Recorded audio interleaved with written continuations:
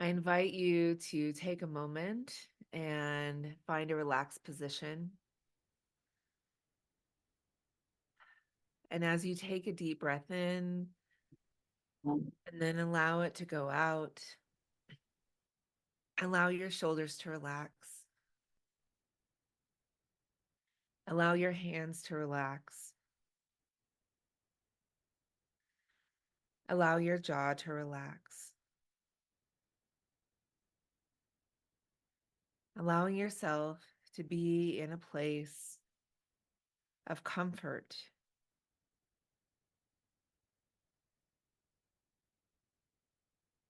And now I invite you to visualize that you're walking down a beautiful hallway. And at the end of this hallway, you can see a Christmas tree. And it's just the type of Christmas tree you love to see. Maybe you see some of your favorite ornaments as you get closer. Maybe it's color coded in your favorite color. And as you get closer to the tree, it's just the perfect size for you. Maybe it's as tall as the room, or maybe it's a petite, cute little tree that's as big as a watermelon. But it's the perfect tree. And as you get even closer, you see that there's a place to sit next to that tree for you. And maybe it's in a very cushy, comfy chair. Maybe it's on a meditation pillow on the floor. And as you sit, you notice that there are gifts underneath the tree. And they all have your name on them. And they're wrapped in the wrapping paper that you think is the most beautiful.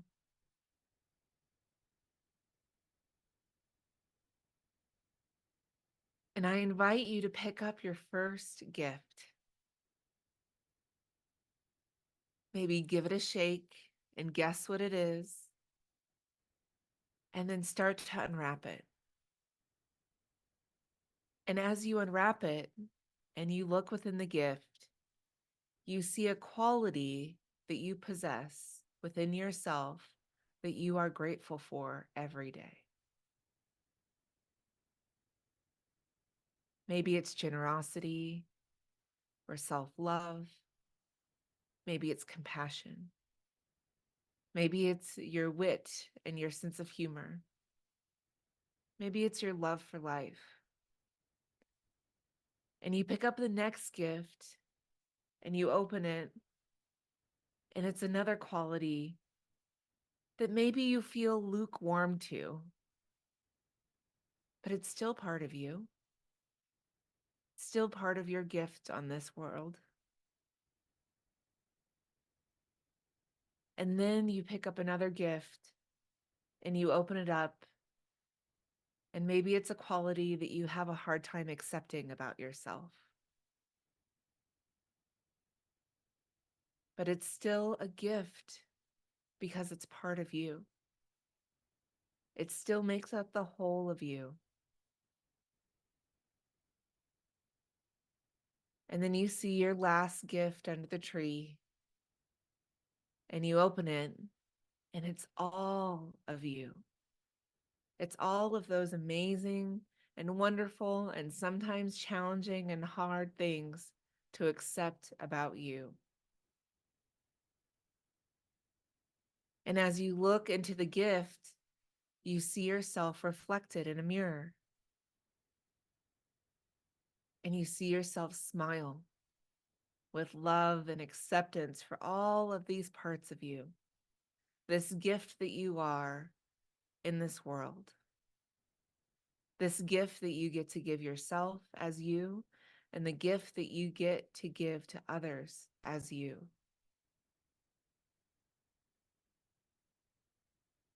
Knowing that full acceptance, take one last look at your beautiful tree, at that perfect tree.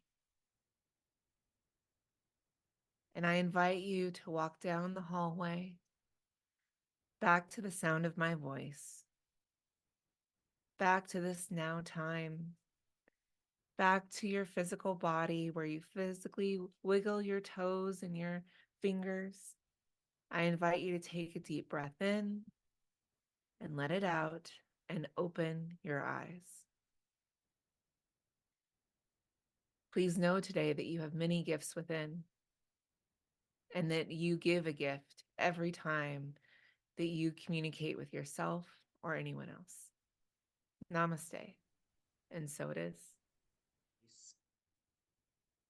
And now, continuing with our December theme, Return to the One, is our interim minister, Reverend Dr. Nadene Rogers, with her holiday message entitled, I Am the Light. Please help me welcome Reverend Nadene.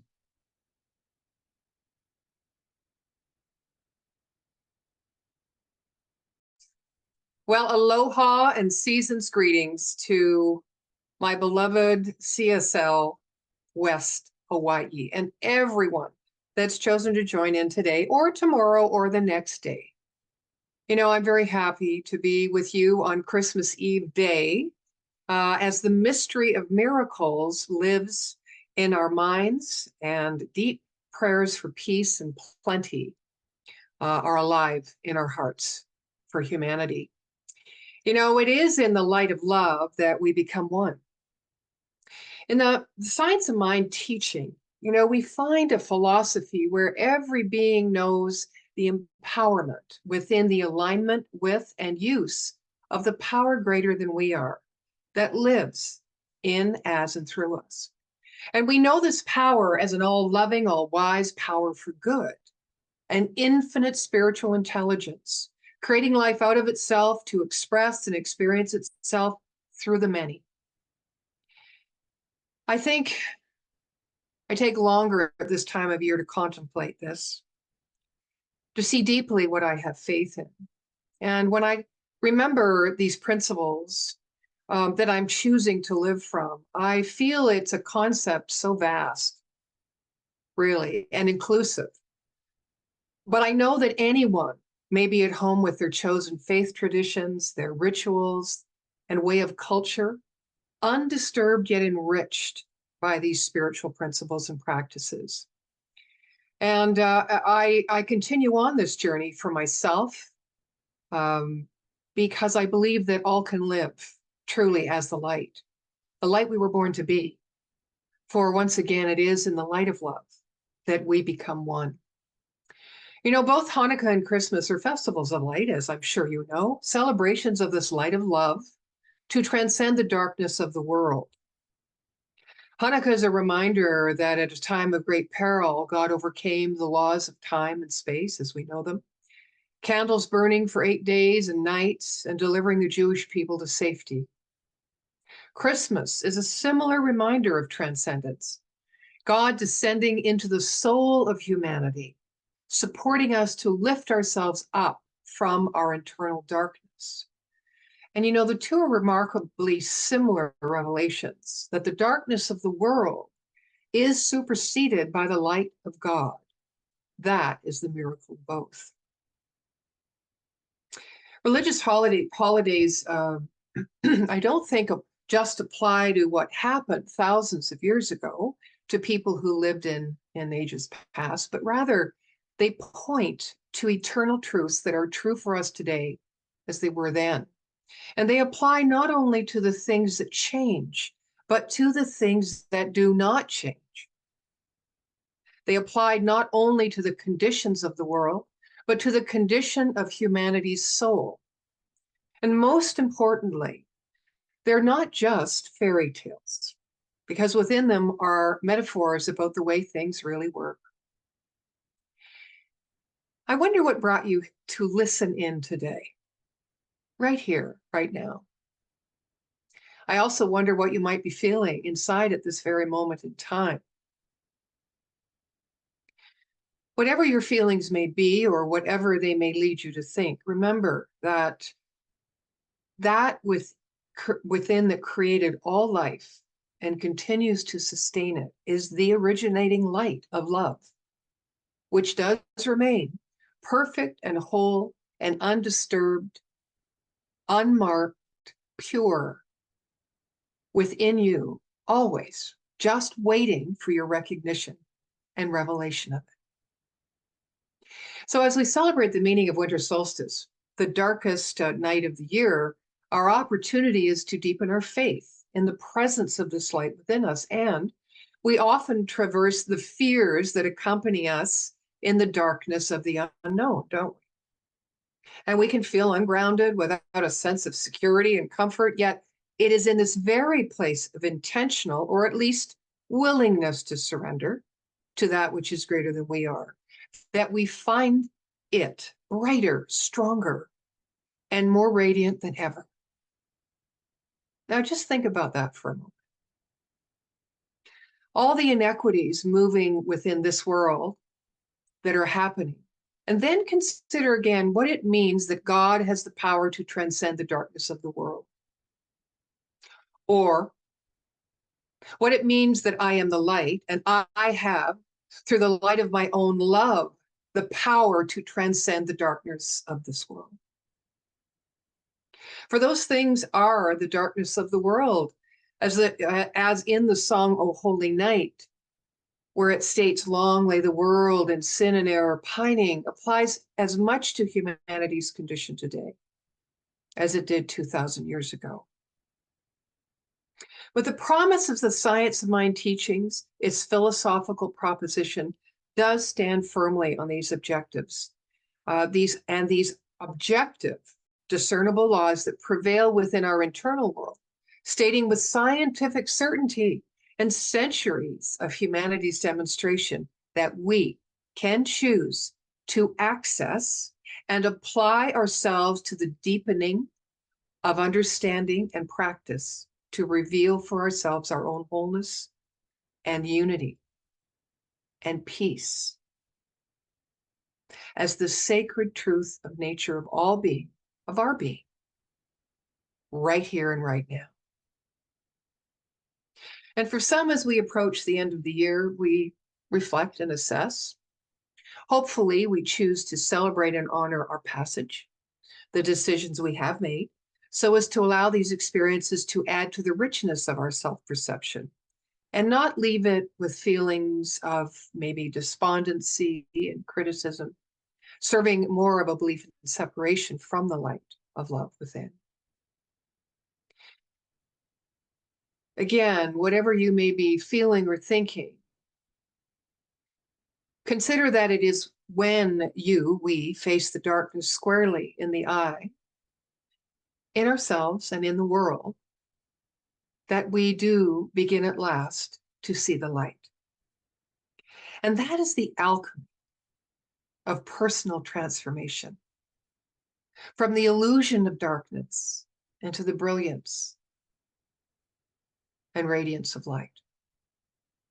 And in the midst of the deepest, darkest night, that is often when the faint shadow of our wings begins to appear. You know, only when we have faced the limits of what we can do does the infinite universal potential begin to draw on us. It is the depth of the darkness now confronting our world that will reveal to us the magic of who we truly are. We are spirit, and thus we are more than the world. When we remember that, the world itself will bow to our remembrance. And when we enter into the darkness, or for some, it may even feel like the dark night of the soul, remember, it's not about managing or going through ups and downs in our daily lives with different aspects, health, finances, relationships, heartbreaks, and the like, and coming out the other side. It's not about something that our ego or personality can be or desire to be proud of. It doesn't register on the scale of achievements because it's a soul experience. It is an emptying out of self. It is creating a big enough space for the essence of spirit to move in, lock, stock, and barrel, I think it's a time that can literally leave us changed, so that truly there is no importance, no subjective feelings to what transpired before we moved into and through the darkness and into the light.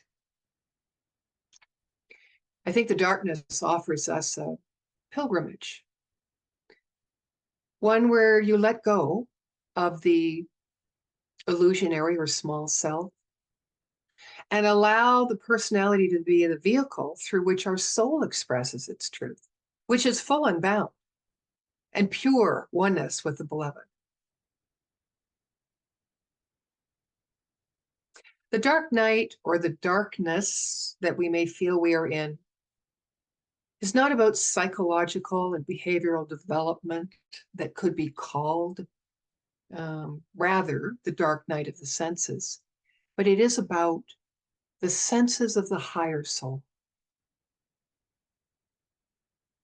For it is the eternal vastness of the unformed, from where we came, that our soul's longing for. And it cannot be found on the level of the physical realm, because the physical realm is about something, and our longing is about no thing. Because where each of our souls first saw God was in the emptiness. And much of our time here on earth is making up gods everywhere. You know, there is so much in this world of the physical that we blindly give our power to by the lack of awareness of our own inherent divinity. If we are not spending time trying to attach ourselves, oh my, to the right person or the right job or the right income or the right passion, or how about this, the right path, we're trying to detach ourselves from the wrong person or the wrong job or the wrong path. It's okay, you can laugh at yourselves right here. May we always increase our self-amusement. But you know, I think this is a time of year embraced by the energy of darkness that we can become more still, right? Contemplative. And in doing so can emerge with greater faith in the spirit, if not openness to life within us, to guide us through anything and everything, to the light of our true nature, to the light of love and the becoming of one with our beloved. So I'd like to take you into another visualization today. So if you just get comfortable for a moment, again, close your eyes if you are able and willing.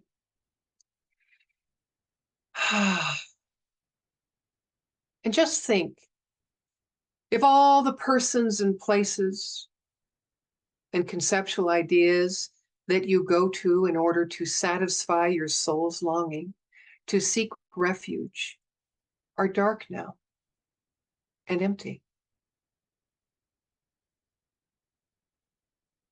Imagine that you simply stay where you are right now.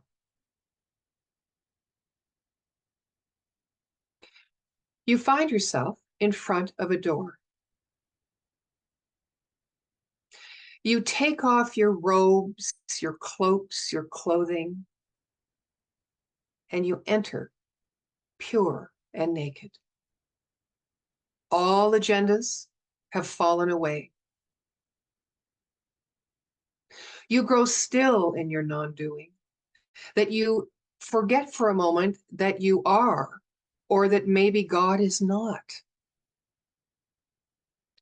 Listen.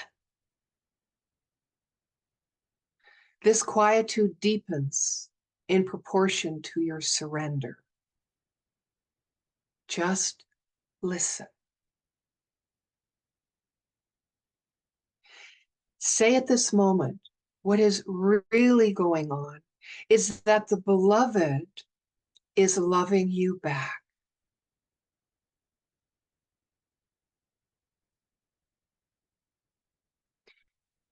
That this first glimpse of the absolute was God's first great gift to you.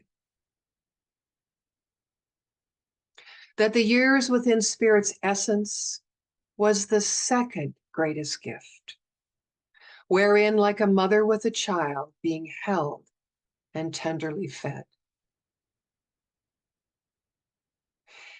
And that the darkness of the soul's journey that we come upon and cannot seem to come out of is God's final and greatest gift to you.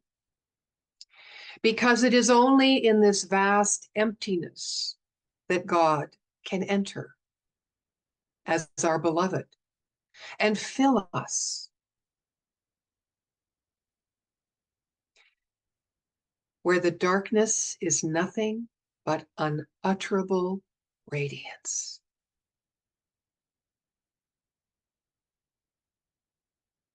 Take a breath. I think the question has never been where is spirit, but are we ready to receive spirit? And by that I mean live from the soul's authenticity or true nature. Now, it's always a good time for a miracle story at Christmas and in the holidays. So I'm going to share one with you to close, and it's written by Mary Ellen Angel about the Christmas she visited her mother in Vancouver. You ready for the story? All right. I was the first to awaken on Christmas morning, the most magical day. Everyone else in the household was still peacefully asleep. So even though it was only 7 a.m., I decided to call my best friend Rita back on Vancouver Island. After all, her giggling children would have awakened her hours ago. "Hello," she answered in a weak, crackly voice. "Rita, are you all right?" I asked. "Who is this?" A total stranger replied. Oh, apparently the busy holiday phone lines had crossed, resulting in awakening an elderly woman and not Rita at all. So I apologized for waking her, but she said, not to worry. It's nice to have someone to talk to, as I don't have anything to do today, nor anyone to talk to. No one is a stranger to me, so we began to chat. I had phoned Rita on the island, which is a long distance number. So I was curious as to where this woman lived. She said Burnaby, about 10 miles away. Now, I used to be a switchboard operator, and I know that when many phones are in use, wires get crossed. But how could this be? She only lived a few miles away, and the phone numbers and the area codes weren't even close. So, introducing herself, she said that her name was Faith and that she was an 80-year-old widow. Her deceased husband, Dick, and she did not have any children. She continued that she had no reason to get up, as she had no one to share Christmas with, and she was so glad I phoned. A bit of a Christmas gift. She was all alone, while we at least had each other, yet she considered this wake-up call to be a gift. So Faith and I talked for about an hour, and my mother awakened in the meantime, so I asked her if Faith could come and share Christmas dinner with us. And she said yes. So Faith hung up the phone and hurriedly dressed to catch a bus for her visit. Little did the bus driver or us know that he would really be delivering a Christmas miracle. Excitedly anticipating the arrival of our mystery guest, our home's atmosphere was transformed from doom and gloom into joy, the delicious aroma of the holiday turkey wafting from the oven all through the house. I met the gift of Faith at the bus stop. We smiled at each other. As a child, I frequently rescued stray animals, but this new rescue was much more fulfilling, resulting in a wonderful visit, sharing a delicious meal and lots of laughter. And after dinner, Faith and I donned our coats in preparation to drive her home, but we were sidetracked by a miracle so extraordinary that we are still in awe of it after all these years. Here it is. Faith and my mother were saying their last goodbyes when my mother realized that we had not shared last names. "What is your last name?" my mother asked, to which Faith replied, "Holden." "No," my mother said, not understanding. "That's our last name." "What is your last name?" We all experienced the shock of our lives when Faith, looking confused, and repeated, "That is my last name, Holden, Holden." Now, I had never told Faith our last name. This was years before the internet, so she could not have looked us up. What are the odds? The same last name, Holden, spelled the exact same way. How had we been divinely put together with someone with the same family name? What a miraculous divine coincidence. Obviously, the universe was saying family is not by birth alone, but also by divine appointment. We are all one. So, still in shock and in our coats, we sat down on the living room couch beside the ticking grandfather clock, unprepared for even more as yet to be revealed surprises as Faith shared the story of her life. Her husband was from England, as was my stepfather, Jim, with both families migrating to Winnipeg, Canada. Both her husband, Dick, and my stepfather, Jim, were the second of 4 children with the same combination of brothers and sisters in the same birth order, and all of the siblings remaining childless after marriage. Faith and my mother had attended the same high school. An amazing list of coincidences, as if the 2 women were reading from identical books of life, reiterating one similar experience after the other. How was it possible to dial a long-distance number on Christmas morning, but end up connecting with a local person who needed us as much as we needed her? Unbelievably mysterious. God obviously works overtime on Christmas. How else could I have possibly connected to a stranger who is actually family with the last name of Holden? It is a Christmas miracle, a miracle we will never forget. And the other clincher, Faith revealed that her phone number is or was unlisted.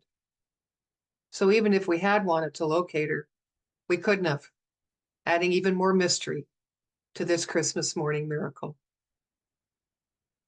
I am the light.